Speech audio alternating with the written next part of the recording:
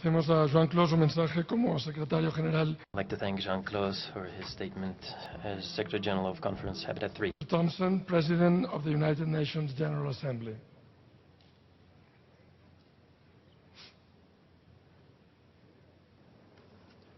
The Honorable Mayor of Quito, the Secretary General of the United Nations, Madam Minister, Executive Director, distinguished mayors of the world, Excellencies, ladies and gentlemen.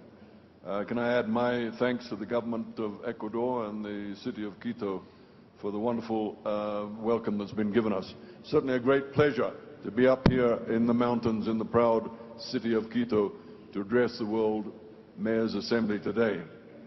Excellencies, we live in times of accelerated change, technological, societal, demographic, and of course climatic. As you're all aware, waves of urbanization are occurring across our world, with 60% of humanity expected to be living in urban areas by the year 2030, and that figure growing to 70% around the year 2050. We're gathered here in Quito just 1 year after the adoption in New York of the 2030 Agenda for Sustainable Development.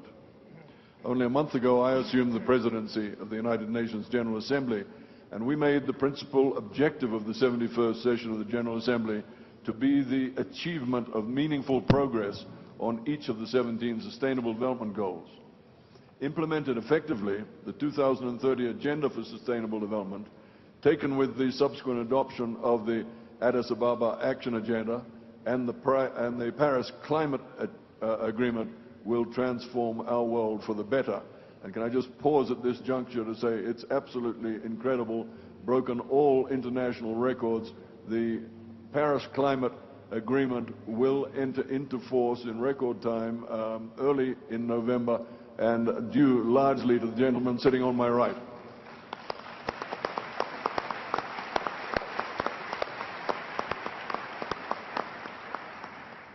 The agenda will eliminate extreme poverty, increase prosperity, empower women and girls, sustain peace, protect our environment, and combat climate change.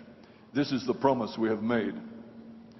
It is clear to me that the national planning agencies of governments across the globe have taken great strides in incorporating the 2030 Agenda into their national development plans.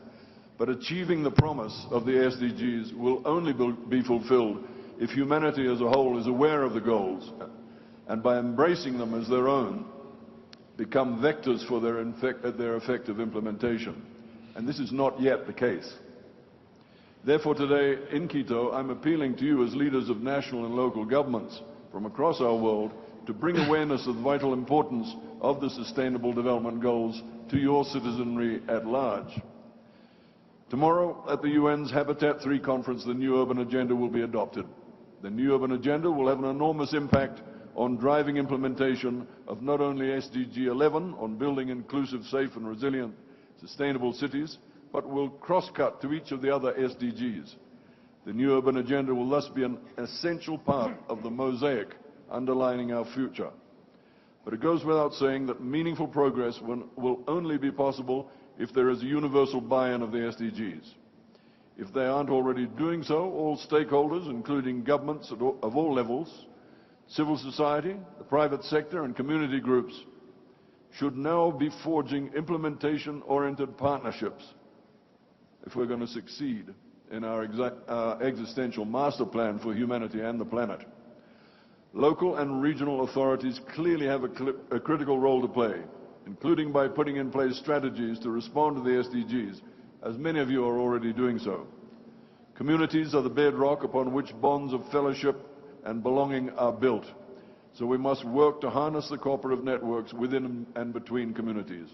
Young people are our greatest resource for energy, innovation and ideas, and we must ensure that our development processes and our urban spaces are inclusive, engaging and empowering for them, and that youth and children are being taught the 17 Sustainable Development Goals in all of our schools and universities. Of course, we must not forget private sector leaders, who are the ones who can create the decent jobs and find the innovations that we need. Therefore, we have to engage with corporations and companies to align their plans and process with the SDGs. Ladies and gentlemen, the task ahead of us is a daunting one, but therein lie incredible opportunities to transform our world for the better. I firmly believe that cities must be in the vanguard of the SDG revolution, and that the actions of mayors will be critical to the success of the 2030 Agenda. I appeal to those of you who have not yet done so to integrate the SDGs into your own plans, policies and strategies. And I ask that you spread the word of the SDGs to your citizenry through all your local community networks, transport networks and schools. And I encourage you to use your local regulatory and fiscal roles to support sustainable, low-carbon and climate-smart investment. In mid-2017, I look forward to seeing many of you at the United Nations in New York when we meet to discuss the effective implementation of the new urban agenda and the positioning of UN Habitat in this regard. I hope at that time to hear about your city's activities to progress the 2030 Agenda, and in particular SDG 11. In closing, I commit to continuing our discussions at your convenience, and to working with you all to drive our global effort to achieve the targets of the Sustainable Development Goal 11 and the 2030 Agenda, to make cities, human settlements, inclusive, safe, resilient, and sustainable. I thank you.